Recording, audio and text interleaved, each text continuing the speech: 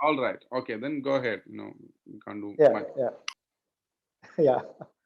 So yeah, so I was saying, so that's how I started professionally cartooning. I started illustrating and observating the things which are around me, and then I started writing about those things.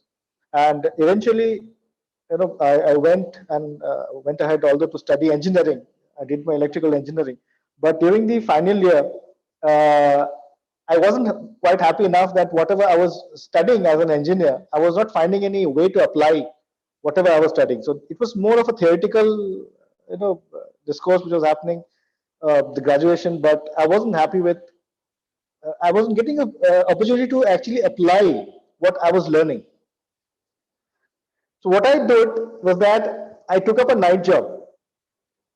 I took up a night job and I joined a local newspaper in Nagpur called the Lokmat Times as a sub editor. And one very interesting thing happened during one of the early mornings when I was returning from work, because my office timings were from 8:30 in the evening to 3:30 in the morning. Because in the daytime I was studying my engineering in my third year, and in the night shift I was working.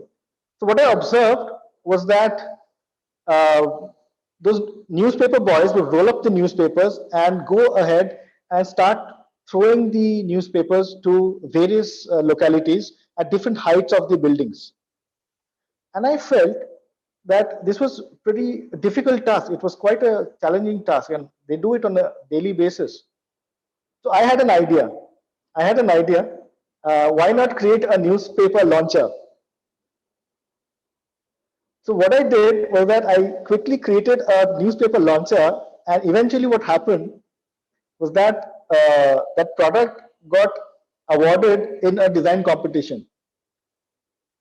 And I got to know that industrial design is also a profession where creative thinking is actually brought into everyday life objects and new products are developed. So I think that was how I started off my journey as a product designer, by just observing my everyday scenarios and trying to convert those observations into objects. Let me start sharing my screen with a few examples. Probably that will help you understand better. Absolutely. Go ahead.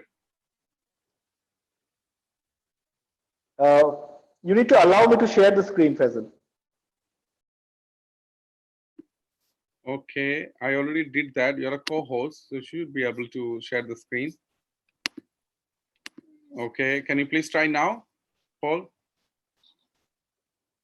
Yeah, I'm just going ahead again. I don't see that option. Oh, yeah, I got it. Yeah. Okay. Just a second.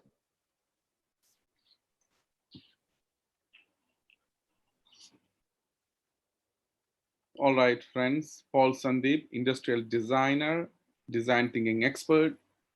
He's also founder of a Paul Studio, where he design products, toys, and packaging. And when you go just paulstudio.in, you'll be able to see his amazing works. He's also awarded by Red Dots. So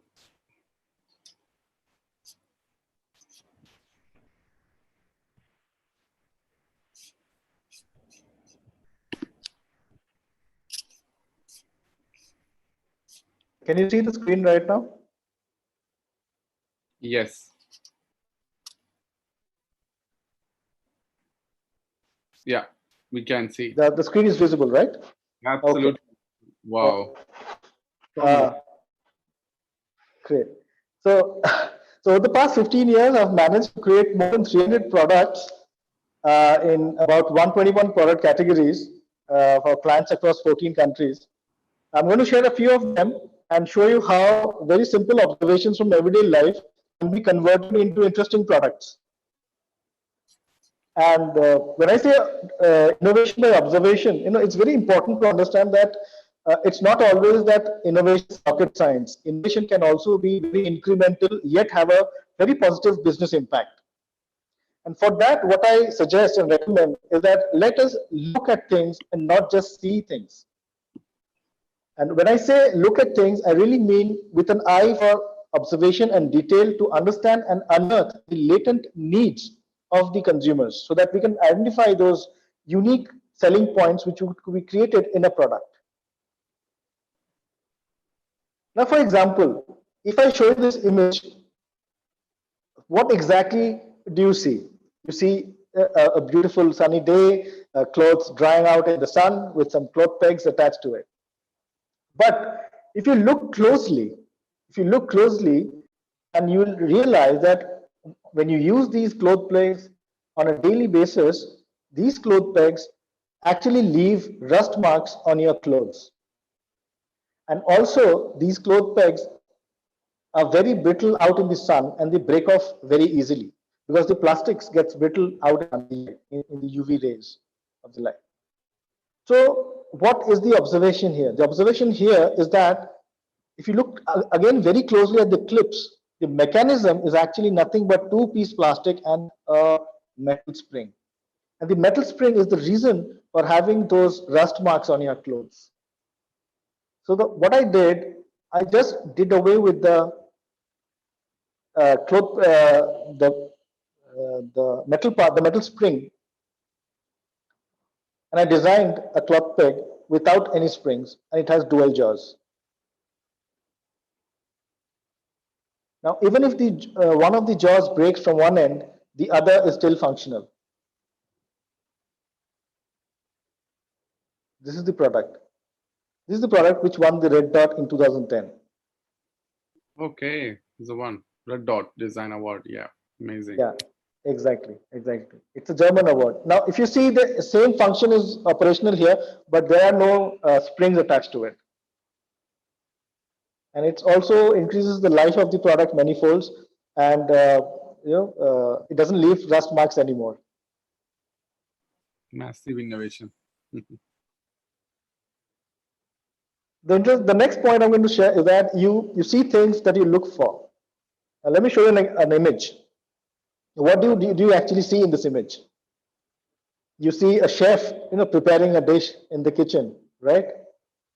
But when I look closely, I actually start looking at the switch plates which are just behind him in the image. If you see the switch plates, they're all vertically placed, right? And you will also observe that the switch plates, when they are vertically placed, the plugs are still horizontal. So what is the problem here? The problem here is very interesting. It's actually adding a lot of cognitive load to the user in this scenario, where one does not understand which way is off and which way is on. To explain it further, let's see this regular switch plate and what happens when you turn it vertically. Now you really don't know which way is the switch on and which way is the switch off. That adds a lot of cognitive load. And why was this happening? Very simple observation again here. It was happening because the socket size was rectangular. The box in the pink line you see on the screen. The dimensions were 42 by 45 mm. What I did simply was that I converted the rectangular structure into a square 45 by 45 mm. So that when you rotate the socket square, you still get the product in any angle, but the switches are still in the same orientation. You see the image on the screen. The switch plates are vertical and horizontally placed, but the switches are still in the regular vertical manner. So you still know which way is on and which way is off.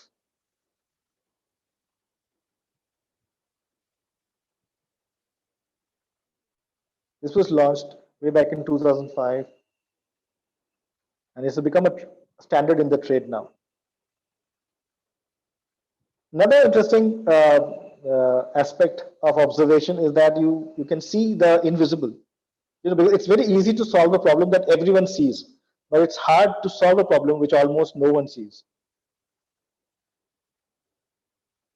If you see this product, these are two products on the screen. One is a regular multi-plug and the other is a two-pin plug. Probably we use them on a daily basis, but how often do we actually notice problem in it until we actually deep dive and closely observe that the two-pin plug actually tends to fall off due to gravity. I'm sure now that I've shown you, you would have experienced this many a times during your everyday life. So what was the problem here? The problem was actually the build of the two pins were not very great, and hence, due to gravity, they would fall off from the holes which are beneath the three pin plug. An idea which I had got at a first sight was why not have an angle at the bottom. What I did simply was that I used gravity, which was causing to fall the plugs off, to create a gravity lock, and I added an angle of 40 degrees. And that's how the product was built, and it's called the Angular Multiplug. It's one of the best sellers on Amazon India. This is how the product is used. So the two-pin plug never falls off, it locks itself due to gravity.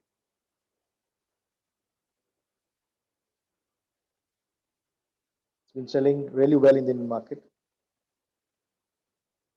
Okay. When I say solutions lies with the problem itself, I'm talking about contextual innovation. When you actually look around and you'll find the solution there itself. Like for example, people always say that every problem is a disguise, is an opportunity in disguise. So the brief was very interesting here. It was a project with Whirlpool of India. Design a refrigerator for us that looks taller than the competition. And how do you actually design a refrigerator which would be taller without increasing the cooling capacity? So again, the journey starts with home visits. And so what do I see in the home visits? Is very interesting. People have these kind of stands, these wooden or these plastic stands, which they use to increase the height of the refrigerator. And also, another interesting observation was that in the kitchen space, people use these kind of baskets to store onions and potatoes inside the kitchen space. So instantly, the idea was that can we combine these two different products and create an interesting USP out here?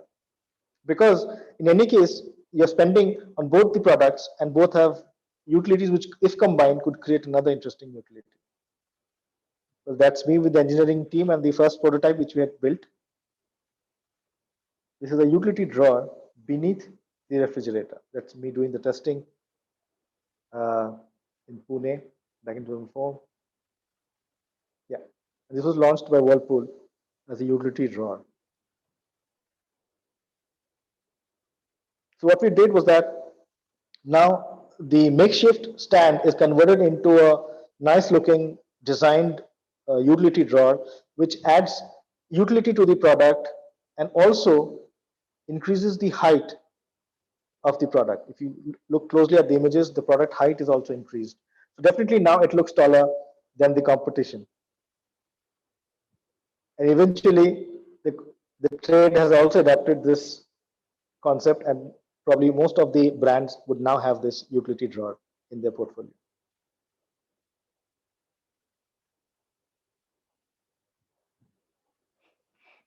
Solutions are closer than you think, sometimes hidden in plain sight. This brings me to an example of a project which we did at LG Electronics. The brief was to design an India-specific LCD television. Now, how does one design a television specific to a country? It's a global product. How actually do you make it very India-specific? The idea here was that the utilities of any specific region is what makes them unique, not the look and feel. So we started trying to understand the usage pattern of the televisions. So we realized that having a flat television was a thing of pride at that point in time when we had taken up that project. And people were really thrilled with having a television which goes up on the wall. But we also, when looked closely, was that what happened to the stand, which comes along with the television. If you see on the image on the left, you'll see there's a makeshift tray on the wall. It's a glass shelf which people have created. And why have they created? Because when we had those regular color televisions, we had some furniture on which we had used to keep them. So there was space to keep the DTH box, remotes, and other objects. But now, since it is on the wall, there is no space actually to keep these objects. And on the image on the right side, you see now this gentleman has kept the DTH box on top of the television just because they don't have any other option. And if you again look closely, the neck of the stand is still there, but the stand isn't there. And when we asked them, where is the stand? He said, probably somewhere in the storeroom, and he has no usage for it. So what was happening here was that the company had invested in the tooling of the stand and everything, but it had no utility because people were only watching television on the wall and also having difficulty to keep their DTH boxes and stands. So what we did, again, an idea instantly occurred was that can we convert the stand into a tray so that the product has utility and it doesn't go that part doesn't go for waste. That's me with the Korean design team in Seoul. This was launched uh, in India. It was specifically said designed for India. It was called the Transform LED TV.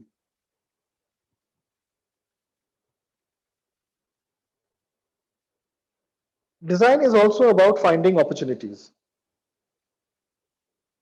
Now, this bulb holder, I'm sure you all would have seen these kind of bulb holders, and I'm really happy to say that these kind of bulb holders existed, I don't know, for over a century or something, but until 2005. Whereas in 2005, when I noticed this product, it caught my attention, and I thought, why not create a beautiful product and do away with the ugliness, because this product is so readily used in every home. So this is how bulb holders started looking after 2005, when I designed the entire look and feel of the product so that it looks aesthetically pleasing, and uh, the screws and the nuts and bolts are not there to distract you and create a very aesthetically pleasing bulb holder. Interestingly, this caught the attention of the entire trade. These are the initial sketches of the idea. And now they are in various shapes and sizes, adopted by the entire trade. Even bigger companies have adopted this in their kitty, and now this has again become a standard product in everyone's portfolio. And it is approximated to have sold more than 5,400 million pieces till now. Genuine needs are often felt, but seldom spelt. That brings us to a very interesting philosophy, which I practice in my work daily life, is can we uncomplicate things? I'm sure we all have experienced these things on daily basis when we try to take out ice from the ice tray.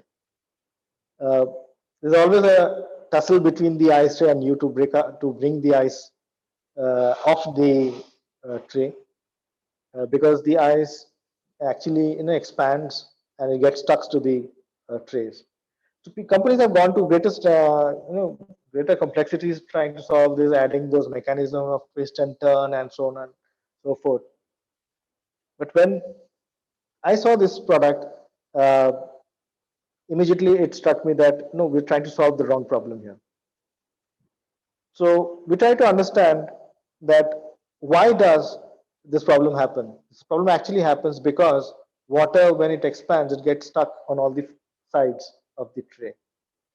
And because it is a cube, it is difficult to bring it out. So we decided to design the cube instead. We decided to design the ice itself.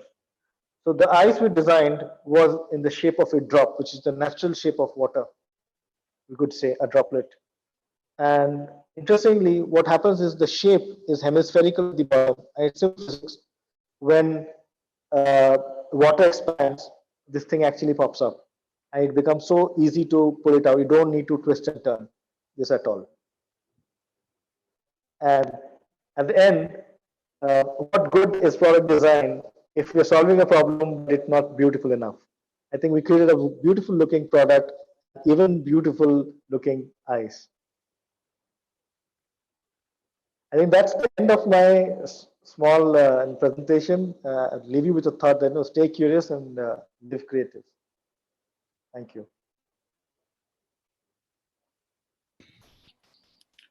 All right. Thank you so much, Paul. Very innovative presentation. I think it was one of the lovely presentation we had attended recently. Now, friends, it's an opportunity for you to ask questions to an expert where you can get a little more idea how to go ahead and create something unique in your life. So before I take questions from the participants, I would like to ask a few questions. You have been to TEDx talks several times. I can see in internet. You have been 3 times to TEDx, Yes. So how was your experience? And, Yes. is it because of the Red Dogs dot award, or I've seen you are invited by Hewlett Packard once in Bangalore in 2014, then 2019 again by ICEM, Yeah. then the third time from TEDx Pune. So can you please, speak about Yes. that? Surely. Well, what happens is that in the industry of industrial design, mostly what people feel is that it's a very technical field, and it's very I would say difficult field. But for me, I feel that design and innovation, if we think that even smaller things in life can add value and try to do from our end, that is what would help even the organizations which we work for. So that's why I talk about it in a very simple manner.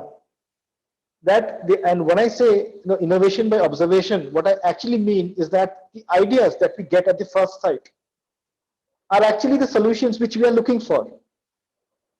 And so we need to stick to them and try to solve them and try to reach to that point where these products can come into reality. So I think I've been fairly vocal about this thought that incremental innovation and how each one of us can innovate in their everyday life. I think this idea caught the attention, and I started writing a blog in 2005, and that got a lot of international attention about this thought of voluntary simplicity. That how do you simplify things and how do you still create beautiful looking and innovative products? And I think that's how a lot of people wanted to associate with me in various platforms, and that's how TEDx happened. And yeah, it was a surprise that it happened thrice. But yeah, so I enjoyed it thoroughly. Absolutely. One interesting thing what I would like to talk about TEDx is that they're very well crafted talks. So what happens is when you prepare for a TEDx talk, you know exactly what to speak and what to not talk about, because the time is very precious. My first talk was 18 minutes, my second talk was 17 minutes, and my last talk was only 7 minutes. Again, innovation. All right. Yes. Thank Trying you. to simplify that how easily I can communicate. Oh, that's really beautiful. Now, that is one of the challenge in many people. We try to speak something and it won't really land to people in a way that we designed or we really meant about it. So, what is that speaking experience? You made it very simply. How do you do that? Like reducing from time from 20 to 15, then 7. What method you used? What innovation you used to land the message in a See, proper way to people? so every time I try to declutter, and what I've tried to do is use more visuals. Like, Okay. I'll just give an example. Today, when I started off, I didn't start off with visuals, right? But when I started the presentation, I'm sure you got the message more clearly than when I was speaking about it. Mm, And if you also see the visuals, in the page, there is no text. absolutely. I got that. So, so that's how you reduce the clutter and create the impact. Okay. So I've spent months over reducing, and creating those few slides through which you can communicate very easily. That's so beautiful. Yeah. So good. Okay. So the other question I would ask you about, I can see a question from Deepak Arora. Would like to know about your designs are patented by the companies or make how do you protect these, designs? Because like Yeah, you I've seen that's your a work. very that's a very nice question. Well, the designs, once I have transferred the rights, are the property of the company who has commissioned me to design the product for them. So then they take care of the intellectual property. I sign off the rights. Okay. You Yeah. get your millions and you move on. Yes. Yes. Yes. Because Absolutely. I've created more than 300. So that's how I operate. I keep observing, keep creating objects. Like, in fact, I would like to share this as you have. I would really, applaud you for the initiative, empowerment talks, which you have started. In a way, you've unlocked the potential of this lockdown situation, and you won't believe. Within the first 15 days of the lockdown, I had applied for a patent of a product from the Okay. observation of which I had started making. And over this period of time, I've made a lot of notes about products which can be designed, because a lot of new needs have arisen with this situation in globally. New situations and new needs have arisen, and a lot of new products I'm working on. Contactless devices, touchless devices. A lot of innovation is happening in that front. That's really great. There are so many big companies like Kodak, you can see Philips. They didn't bring a lot of innovation, they fade away. You know, Innovation Yes, is an yes, integral part of our life, whether it is life or companies, products, business. yes, Innovation is something we need to keep on bringing in. But in life, absolutely. you are in a rat race. We are all in a rat race. To keep up the momentum, we need to bring the innovation every day and every week. A person like you are a creative thinker. How do you do this every single day? How do you bring up with these ideas? Exactly, because I'm out of that rat race. Oh, that. I've pulled myself out of that. I see. For me, it's very important that every hour of the day I'm awake and I'm aware. What happens is that we are awake, but we are not aware of what's happening around us. So I try to be awake and aware, and that's how I get my ideas. And as I said, I completely believe in ideas at first sight. Whenever I see a problem, immediately I get an idea how to solve it. And the rest of the task is actually to make sure that the idea gets implemented. Because most people leave it halfway. They get an idea, but they don't see it through. That's the main, I would say, the task of an industrial designer or any creative person. Because ideas, I'm sure every one of us gets ideas on a daily basis, but how many of us actually work on them? All right, because I understood two things from this conversation. One is you are spiritually very strong. That is the reason you are having this kind of conversations. You said you used the words like a decluttering, and you said the words like not being focused on what happening around us. And you said like, I'm not in the rat race. Where it's coming from, Paul? What is the background? Where is it coming from? Well, actually, for me, design isn't a profession. Actually, it's a way of life for me. Okay. It's a way of life for me. So I don't work from 9 to 5. I work 24/7. I don't, I say I don't work from home. I say I live in my office. So because once I get, once I see a problem, it kind of, keeps in my 24/7, it keeps me busy 24/7. So I'm always into it. I don't read newspapers. I don't subscribe to any magazines and anything. I don't read things so that it doesn't, I would say, color my thoughts. I don't like to color my thoughts. I like to see things as it is, unbiased way of looking at things. Oh, this is Because amazing. the trick is to look at things as it is without having a bias or an opinion. All right. That's really nice, Paul, because we are in this triggering environment, and you are saying that I'm not part of that triggering environment is around us. You know what? Someone in the group already asked, how do we employees and humans act innovative and in this triggering environment? And you given me the answer already. I don't read a newspaper. I'm not looking at this social media around. I know what to do, but I'm again repeating my question, like what what made you to do, I mean, definitely you create your structure from somewhere, or you said like this is my passion. You learned such a skills in a way that you have, I think, look like you have a particular discipline you practice every single day, right? That's the reason you are always on the top of the game. That's what I'm hearing. Yes, I am at it on a daily basis. And interesting thing is, people ask me that how do you design a toothbrush and you also design maybe a water purifier or a ceiling fan or an air cooler? How do you design so many things? Right? Yeah, The answer is very simple. The answer is very simple. The process is the same. The creative process which I use is the same. Whatever input I put in, there is going to be an output which will be something novel and innovative. And another interesting aspect is that I always try to, like I said, I have worked in 121 categories.